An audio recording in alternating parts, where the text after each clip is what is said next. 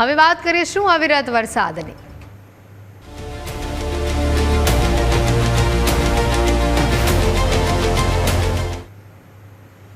અમદાવાદમાં વહેલી સવારથી જ ભારે વરસાદ જોવા મળી રહ્યો છે। અમદાવાદના પૂર્વ અને પશ્ચિમ વિસ્તારમાં વરસાદ જોવા મળી રહ્યો છે। સ્કૂલ, કોલેજ કે ઓફિસે જતા લોકોની પરેશાની વધી છે। 3 જિલ્લામાં વરસાદનું રેડ એલર્ટ આપવામાં આવ્યું છે। 15 જિલ્લામાં વરસાદનું ઓરેન્જ એલર્ટ આપવામાં આવ્યું છે। 11 જિલ્લામાં વરસાદનું યલો એલર્ટ આપવામાં આવ્યું છે। અમદાવાદમાં પણ આજે વહેલી સવારથી જ ભારે વરસાદી માહોલ જોવા મળી રહ્યો છે। શહેરના પૂર્વ પશ્ચિમ વિસ્તારોમાં પણ વરસાદી માહોલ જોવા મળી રહ્યો છે। હજી એક અઠવાડિયું આ જ પ્રકારનો અવિરત વરસાદ વરસે તેવી આગાહી આપવામાં આવી છે। સ્કૂલ, કોલેજ કે ઓફિસે જતા લોકોની પરેશાનીમાં ચોક્કસથી વધારો થયો છે। અને આ અંગે વધુ વિગત મેળવીશું। સંવાદદાતા આશુતોષ અમારી સાથે સીધા જોડાયા છે। આશુતોષ, જે પ્રકારે વરસાદની વાત કરીએ, જે પ્રકારેની આગાહી આપવામાં આવી છે, આવનારું એક અઠવાડિયું આ જ પ્રમાણે અવિરત વરસાદ રહેશે સમગ્ર રાજ્યમાં।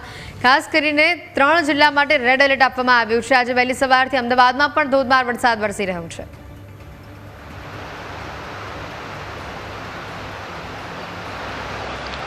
જી હેતવી, વાત કરવામાં આવે તો સાયક્લોનિક સર્ક્યુલેશનની અસર છે તે જોવા મળી રહી છે અને તેના જ કારણે આગામી એક સપ્તાહ સુધી સમગ્ર રાજ્યમાં વરસાદની આગાહી કરવામાં આવી છે।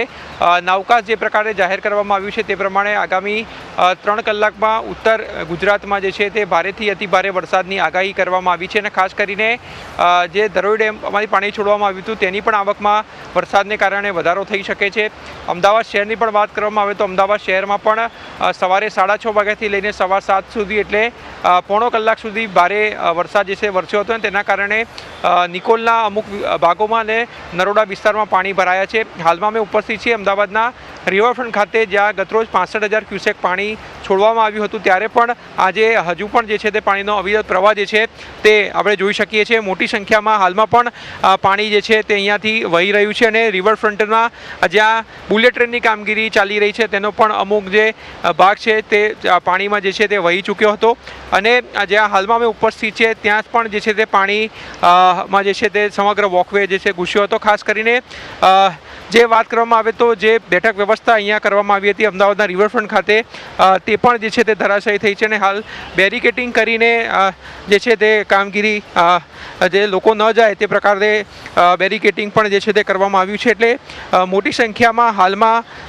જે પાણીનો અવિરત પ્રવાહ તો ચાલુ છે, પરંતુ આ પણ જે ભાગ જે છે તે પણ અહીંયાથી સ્લેબ જે છે તે ભાગ તૂટી ચૂક્યો છે અને હાલ બેરિકેટિંગ જે છે તે પણ અહીંયા કરવામાં આવ્યું છે। જોઈ શકાય છે કે બેરિકેટિંગ કરીને હાલ કોઈ પણ વ્યક્તિ ન જાય તેની કાળજી રાખવામાં આવી રહી છે અને જે પ્રકારથી જે ફૂલ ઝાડ જે છે પણ આપ્યા હતા, જે કાપ આવ્યો હતો તે પણ અમદાવાદ મ્યુનિસિપલ કોર્પોરેશનની ટીમ દ્વારા જે છે તે હટાવવાની કામગીરી જે છે તે સફાઈ અભિયાન જે છે હાથ ધરવામાં આવ્યું છે।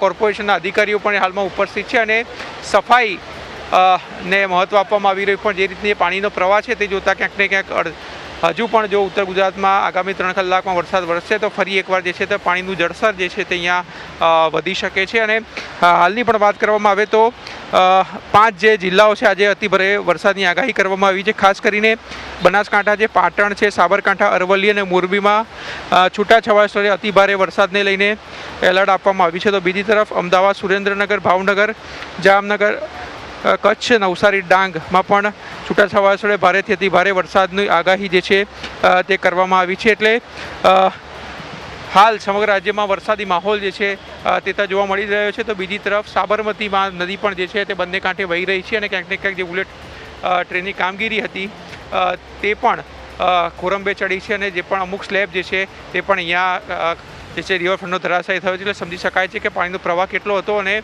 હવે તે બેરિકેટિંગ કરવામાં આવ્યું છે અને કોઈપણ વ્યક્તિએ ન જાય તે માટે પણ સિક્યુરિટી ગાર્ડ જે છે તે તૈનાત કરાયા છે। જી બિલકુલ આશુતોષ, આભાર વિગતો બદલ। તો જે પ્રમાણે આગાહી સામે આવી રહી છે, હવામાનની આગાહી